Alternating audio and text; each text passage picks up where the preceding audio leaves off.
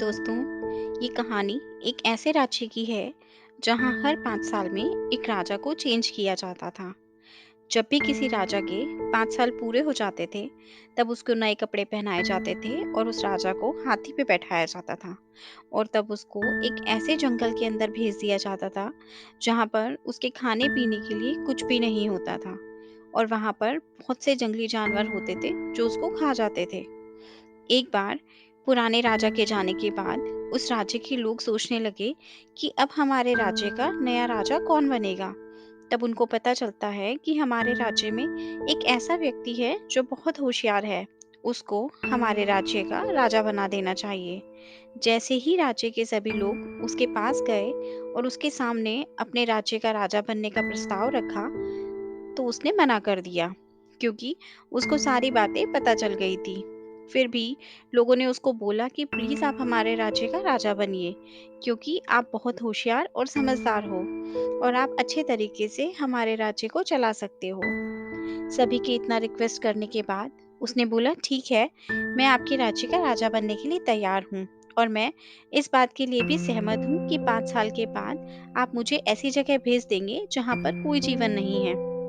जैसे ही वो इंसान उस राज्य का राजा बना, उसके 3 दिन बाद वो अपने राज्य के लोगों से पूछता है कि वो कौन सी जगह है जहाँ पर हर राजा को 5 साल पूरे होने के बाद भेज दिया जाता है। तो राजा अपने लोगों के साथ उस जंगल के अंदर जाकर देखता है कि वो कौन सी जगह है जहाँ पर सभी राजाओं को मरने के लिए छोड़ दिया जाता है। वो देखता है कि उस घने जंगल में पिछले बहुत से राजाओं की लाशें भी पड़ी हुई हैं। और वो जंगल इतना ज्यादा घना है कि वहां पर बहुत अलग अलग तरह के जानवर भी रहते हैं। जब राजा देखता है कि मेरे 5 साल पूरे हो जाने के बाद मुझे इस जंगल में आना है, तब वह सोचता है कि इसके लिए मुझे कुछ करना होगा। उसके बाद राजा पहले ही साल में उस जंगल के सारे पेड़ और पौधों को कटवा देता है और वो सारी चीजें वहां से हटवा देता है, जिससे वो जंगल इतना घना लग रहा था। और अब सारे जानवर भी वहां से चले जाते हैं। दूसरे साल में उस पर और काम किया जाता है और उस जगह को ऐसा बनवा दिया जाता है जिससे कि वो जंगल ना रहे। तीसरे साल में वहां पे एग्रीकल्चर का काम चलाया जाता है और चौथे साल में वहां पर काफी सारी बिल्डिंग कॉम्प्लेक्स और रोड बनाने शुरू हो जाते हैं। उसी के साथ ही वहां पे लोगों ने काफी सारे घर भी बनाने शुरू कर दिए थे। पांचवें साल में तो वहां पर लोगों का रहना भी शुरू हो गया था। दोस्तों, राजा उस जगह को तैयार कर रहा था जहां 5 साल के बाद उसे अपना सुरक्षित जीवन जीना था। उसके बाद जैसे ही उस राजा के 5 साल पूरे होते हैं, वो अपने राज्य के लोगों से बोलता है कि मेरे 5 साल कंप्लीट हो गए हैं और आप मुझे उस जगह पर भेज दीजिए जहां पर 5 साल के बाद आप मुझे भेजने वाले हैं। राजा को बहुत एक्साइटमेंट हो रहा था, क्योंकि राजा अपनी उस जगह जाने वाले थे जहां पर उसने अपने खाने पीने रहने की पूरी तैयारी पिछले 5 साल से शुरू कर दी थी। राजा अपनी विदाई के दिन बहुत खुश लग रहे थे। राज्य के लोग ये देखकर हैरान थे कि राजा आज भी खुश है। पिछले सालों में ऐसा होता था कि जब भी किसी राजा के 5 साल कंप्लीट हो जाते थे, तो वो सभी राजा रोते रोते वहां से जाते थे। लेकिन ये राजा, ये तो हंसते हुए जा रहे हैं।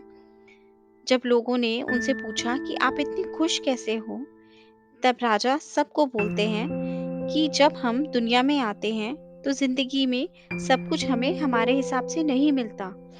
हम सबके जीवन में परेशानियां आती हैं, लेकिन अपनी मेहनत और समझदारी से हम अपनी परेशानियों को दूर कर सकते हैं। ठीक उसी तरह उस राजा ने भी ऐसा ही किया। उसने अपनी जिंदगी को ऐसा बना लिया कि वो हंसता हुआ उस जगह से जा रहा था।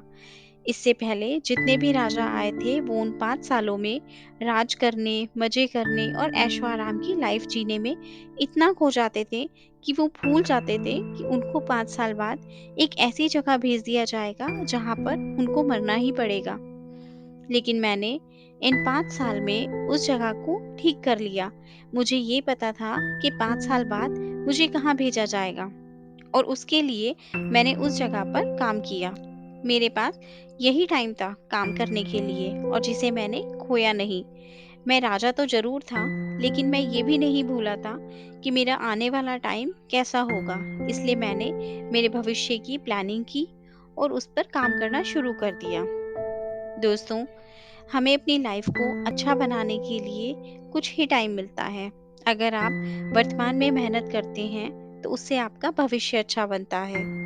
इसलिए समय का सदुपयोग कीजिए और बेहतर भविष्य के लिए बेहतर प्लानिंग कीजिए। तो दोस्तों, आपको हमारी आज की कहानी कैसी लगी? आप हमें कमेंट करके ज़रूर बताएं। हमारे चैनल पर नए हैं तो हमारे चैनल को सब्सक्राइब करें, और ये वीडियो अच्छी लगी हो तो दोस्तों के साथ भी शेयर करें। धन्यवाद।